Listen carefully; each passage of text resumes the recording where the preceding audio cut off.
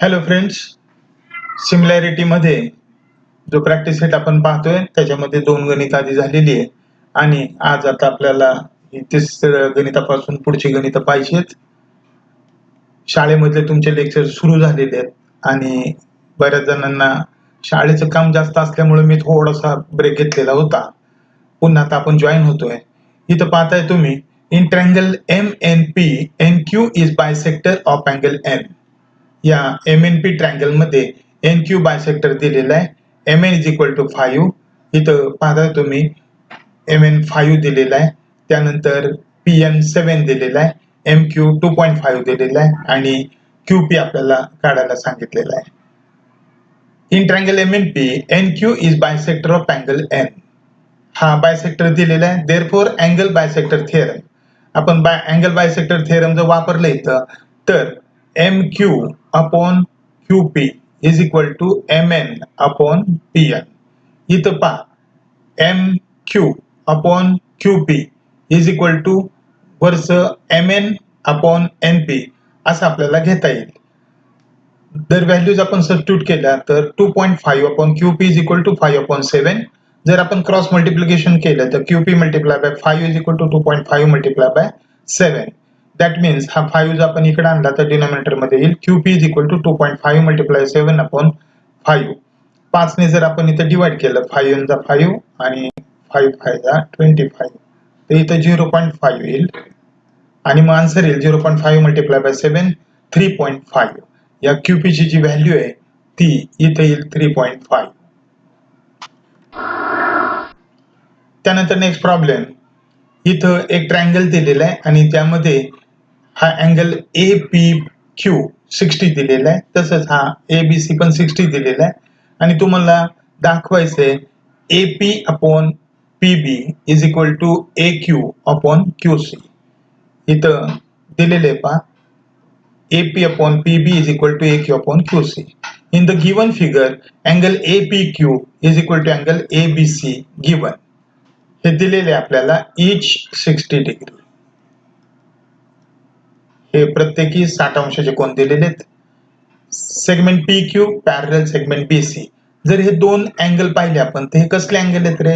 या दोन लाईन्स आहेत आणि ही जर ट्रान्सव्हर्सल घेतली AB आपण तर हे करस्पॉन्डिंग अँगल्स आहेत. Therefore PQ parallel BC corresponding angle test for parallel lines. आता हे दोन अँगल कॉन्ग्रुएंट झाले आणि ह्या दोन लाईन आहेत त्या लाईन पॅरलल झाल्या PQ आणि BC. Therefore in triangle ABC इथं आपण BPT वापरू शकतो. Segment PQ parallel BC. इथं PQ आहे तो BC ला पॅरलल आहे, हा जो PQ आहे तो BC ला पॅरलल आहे. असं जर असेल तर AP upon PB is equal to AQ upon QC. Basic proportionality theorem. इथं लिहिलं AP upon PB is equal to AQ upon QC. अतिशय सोपं आहे. त्या दोन लाईन फक्त पॅरलल दाखवायच्या आहेत, 90 ला आपण शिकलेलो आहे. त्यानंतर नेक्स्ट प्रॉब्लेम पहा, इन ट्रॅपिजियम ABCD हा ट्रॅपिजियम आहे, समलंब चौकोन येतो ज्यामध्ये AP ही साइड, त्यानंतर PQ आणि DC या तिन्ही एकमेकांना पॅरलल आहेत. आपण तीन समांतर रेषांचं प्रमेय शिकलेलो आहे. यामध्ये काय सांगतं इथं, हे देताना आपल्याला AP 15 दिलाय, हा 12 दिलाय, BQ काढायला लावलाय आणि QC 14 दिलेला आहे. In the given figure side AB parallel side PQ parallel side DC given. Therefore, by property of three parallel lines and their transversal, AP upon PD is equal to BQ upon QC. इथं पहा, हा AP upon PD is equal to BQ upon QC. आपण जर values इथं भरल्या, 15 upon 12 is equal to BQ upon 14 आणि cross multiplication केलं तर BQ multiplied by 12 is equal to 15 multiplied by 14. 15 आणि 14 यांचा प्रॉडक्ट येतो, किती येतो? गुणाकार 210 येतो आणि त्याला जर आपण 12 ने भागलं तर 17.5 हे आन्सर येईल. म्हणजे BQ इज इक्वल टू 17.5. ही गणितं तुम्हाला 2 मार्काला 3 मार्काला वेगवेगळ्या प्रश्नांमध्ये विचारली जातात बोर्डाला. 6 यातला आता 6वा प्रॉब्लेम पहा, find QP using the given information in the figure. काय दिलेली माहिती आकृतीमध्ये? ट्रायंगल MNP मध्ये हा जो अँगल बायसेक्टर दिलेला आहे इथं, हा आणि हा दोन्ही अँगल सारखेच. MN 25 दिलाय, NP 40 दिलेला आहे, MQ 14 दिलेला आहे आणि तुम्हाला QP काढायला सांगितलंय. हा किती आहे विचारले तुम्हाला. अँगल बायसेक्टर थेरम जर वापरलं इथं तर MQ upon QP is equal to MN upon NP लिहिता येईल आपल्याला. इथं by angle bisector theorem MN upon MP is equal to MQ upon PQ value substitute केल्या तर क्रॉस मल्टिप्लिकेशनने 25 multiply by PQ is equal to 40 multiply by 14. 14 चौक 56 यांचा जो प्रॉडक्ट आहे तो किती येईल रे 560 डिवाइडेड बाय 25. यांचा जर भागाकार केला आपण बाजूला तर तो येतो 22.4.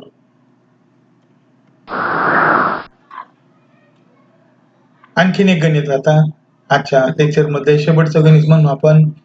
In figure along side if AB parallel CD parallel FE. इथं पहा हा AB त्यानंतर CD आणि FE हे तीन पॅरलल लाईन्स आहेत आणि ह्या ट्रान्सव्हर्सल आहेत BF आणि AE. BD 8 दिलेले, DF 4 दिलेले, AC 12 दिलेले आणि 100 व्हॅल्यू काढायला सांगितलेली आहे. Property of three parallel line पाहिली आपण तर BD upon DF is equal to AC upon CE असं लिहिता येईल आपल्याला. इथं लिहिले पहा. Therefore, by property of the three parallel lines and their transversal, BD upon DF is equal to AC upon CE. 8 upon 4 is equal to 12 upon X. Therefore, cross multiplication 8 multiplied by X is equal to 12 multiplied by 4. 12 चौक 48 हा product येईल त्यांचा आणि 6 आणि 8 ने जर त्याला भागलं 8 × 48 तर 100 value मिळेल आपल्याला 6. आणखीन या गणितामध्ये आपल्याला AE काढायला लावलाय. इथं तुम्ही पाहताय AE is equal to AC plus CE. AC आणि CE यांची बेरीज मिळून AE तयार होतो. जर आपण त्या व्हॅल्यूज भरल्या AC 12 आहे, CE 6 आहे, त्या दोघांची बेरीज येते 18. इथं ही गणितं घेतलेली आहेत. आज मी मुद्दाम म्हणून जास्त लोड दिलेलं नाही तुम्हाला शाळेचं पण काम चालू आहे. अशीच मधून अजून ही सारखी लेक्चर आपली चालू राहतील. पहिला अल्जेब्राचा चॅप्टर आपण संपवलेला आहे. जिओमेट्रीचं पण हे चॅप्टर आता हळूहळू असा संपेल. अभ्यास चालू ठेवा. आता थोडंसं कोरोनाचं प्रकरण निवळायला लागलेलं आहे, बऱ्याच गोष्टी ओपन व्हायला लागलेल्या आहेत, शाळेची कामं सुरू झालेली आहेत, क्लासही आपला लवकर सुरू होईल. तोपर्यंत वह्यांमध्ये हे सगळं लिहून घ्यायचंय. आजची झालेली 4 गणितं वहीमध्ये लिहा. लिखाण काम भरपूर आहे. Till then goodbye, have a nice day.